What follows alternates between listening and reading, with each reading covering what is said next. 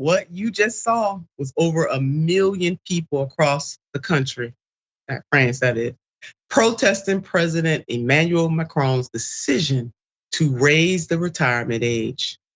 Emboldened by the mass show of resistance, French unions announced new strikes and protests on January 31st, vowing to try to get the government to back down on plans to push up the standard retirement age from 62 to 64.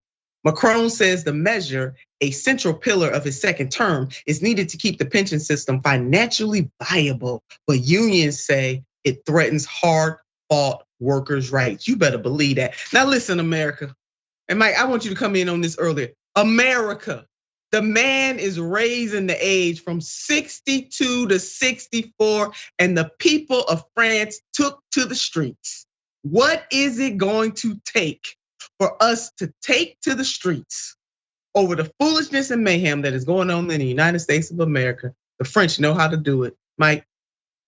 Yeah, this leads me to think about the difference between the French and us Americans here.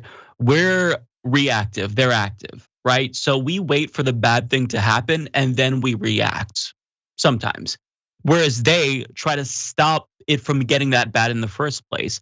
And I don't know if it's cognitive dissonance to where people don't think it's gonna happen, or I don't even know if people are just numb and beaten down and it's like, well, they're gonna do it anyway, so who cares?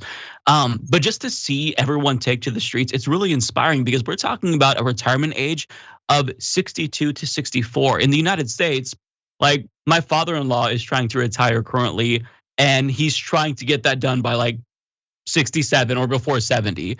Like the reason why there's these differences is because they fought. Like the politicians in France, they're afraid of the people. Whereas the people in America, we're afraid of the politicians. And we've got to change this mindset and get back to this thinking that we are their bosses. They're nothing without us. We pay their salaries, we elect them. Without us, they wouldn't have these jobs. So I want people to reimagine American politics and American government and understand that you are the boss of these politicians. They're subordinate to you.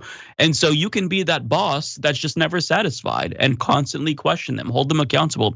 And we need to do that because if we did, then maybe we'd have a better healthcare system. Maybe we wouldn't constantly be worrying about cuts to Social Security or raising the retirement age. I just want us to learn from the French and just revolutionaries around the world who got things done that we couldn't accomplish here.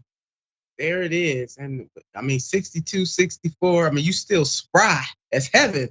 And they like, oh, hold on, what you're not gonna do, Macron, what you're not going to do. We're not gonna sit back and let you do this to us. We taking it to the streets. So in a country with an aging population and growing life expectancy, where everyone receives a state pension, did you hear that? Everyone receives a state pension. Macron's government says the reform is the only way to keep the system solvent. They always use that word. Unions propose a tax on the wealthy. Hello, somebody. That's what we need to do in the United States of America. Shadow President Joe Manchin, can you hear us now? Or more payroll contributions from employers to finance the pension system instead. In other words, they just not taking what this man got to say about this. They giving some recommendations on how you can make this right, how you can make this make sense. Or to quote Andrew Yang, in another way, you can make the math, okay?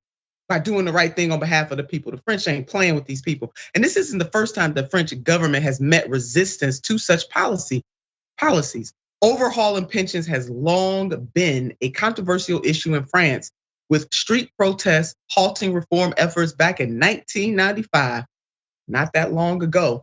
And successive governments facing stiff resistance to changes that eventually passed in 2004, 2008, and 2010. Now, much like the protests and strikes we're seeing here domestically, these workers are being bitten by the rising cost of living. Inflation is hurting everyone. So Macron's proposed pension reforms come as workers in France, as elsewhere, are being squeezed by rising food and energy prices or bills. Nurses and ambulance drivers in the United Kingdom are also thinking about going on strike on Thursday over pay and working conditions.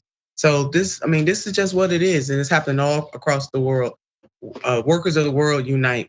Michael, any final thoughts on this? One thing that I want to point out is how the propaganda doesn't work there like it works here, because we see the same excuse. Like with Social Security, we always hear that it's going bankrupt and it's going to be insolvent. And I feel like Americans are either complacent or they accept that. Whereas in France, they're getting the same propaganda and they're rejecting it. They're saying, we're not going to be the ones who take the cut. Tax the wealthy. Like, why do we have to bear the burden of your failures? And so that's really inspiring. And I would like to, just as a personal, I guess, hobby, look at the media environment in France, because I'd argue that their propaganda isn't as brazen as it is here in the United States. Yeah, you're probably right about that. And just one more point as we wrap up this segment, I want to remind people of how horrible 2022 was for the average worker. Let's put this up really quickly in terms of striking, violating the rights. The strike grew 63% in 2014 to 87% in 2022.